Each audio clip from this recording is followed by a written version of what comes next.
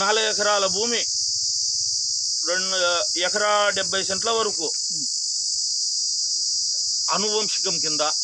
అనువంశికం అంటే కనుక దాన్ని రకరకాలుగా చేసుకుంటారు. దాన్ని మనము ఏకదమ్మున తప్పుగా కూడా చెప్పలేము.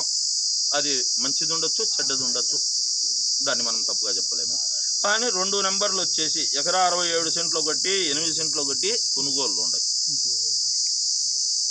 దాంట్లో ఈడ 2 ఎకరాల భూమి తడిగాని రిజిస్టర్డ్ ల్యాండ్ ఉంటే గనక అమ్మఒడే పడ్డం లేదు.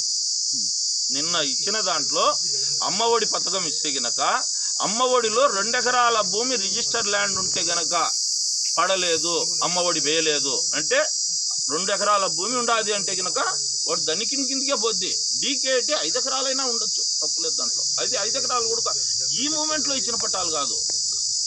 గతంలో ఎప్పుడైనా సరే దాదాపుగా 18-20 సంవత్సరాల క్రితం ఇచ్చినట్టు ఉంటే ఉండొచ్చేమో. కానీ పేరు మీదనే చెరుకూరి వీరచంద్రాయుడు పేరు మీదనే మొత్తం టోటల్ ఉన్నారు.